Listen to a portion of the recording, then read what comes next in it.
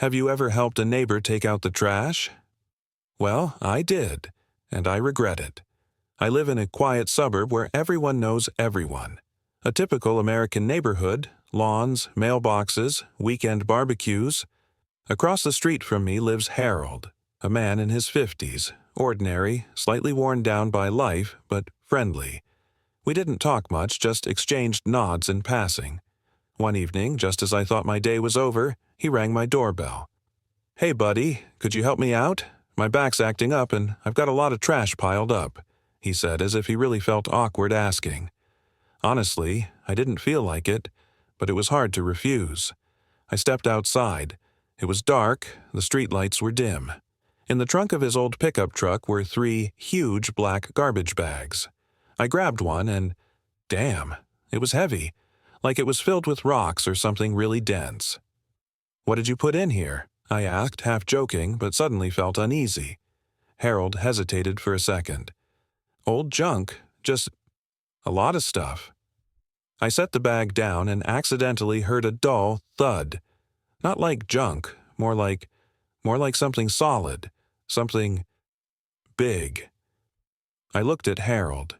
He was looking at me, and then I realized he was nervous. I looked at the bags again. Now that I thought about it, they really were too heavy for regular trash, and too dense. "Everything okay?" I asked, trying to sound casual. "Huh?" Yeah, just my back.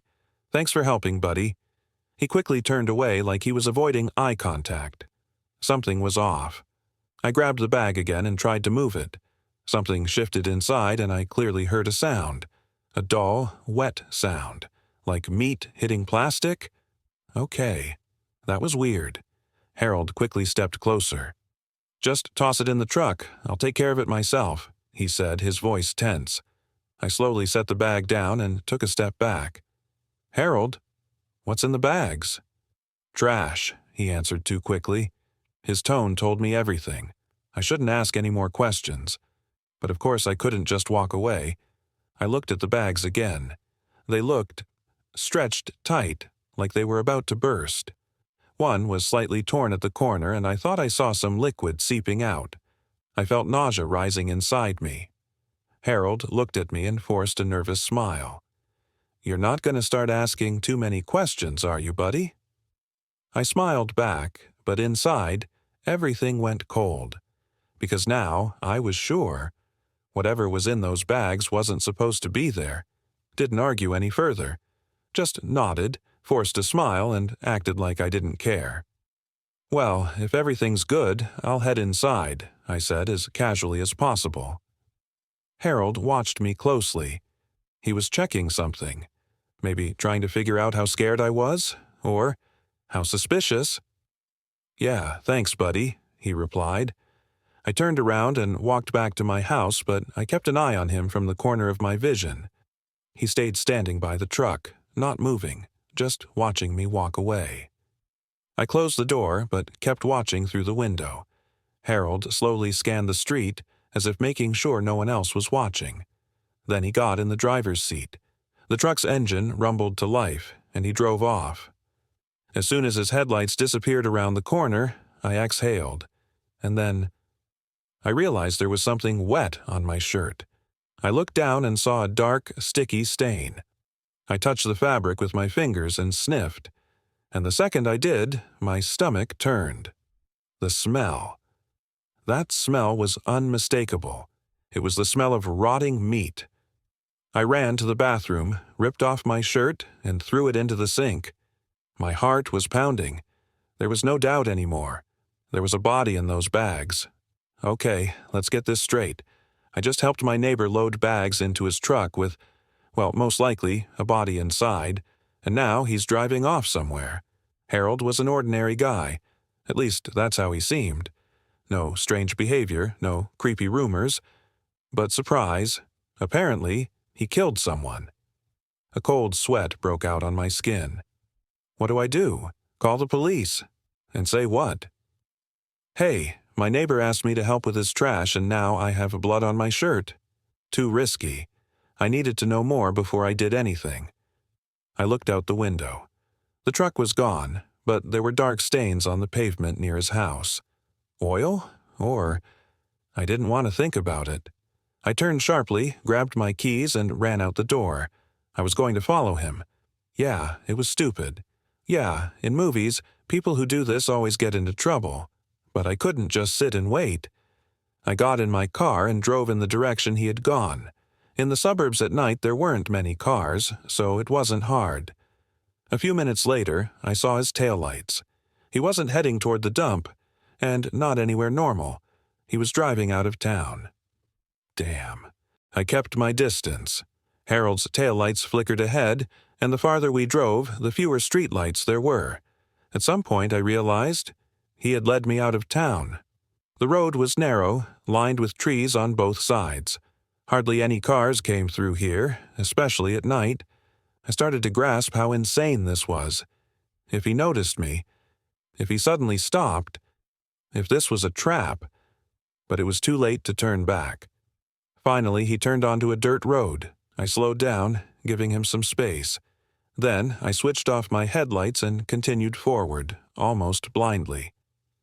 A minute later, I saw his pickup. It was parked in a small clearing, and in the glow of his headlights I could see Harold's silhouette. He was struggling with the bags. I parked farther away, cut the engine. My heart was pounding so hard I could hear it in my ears. I had to see what he was doing. I got out of the car, trying to be as quiet as possible. The grass muffled my steps.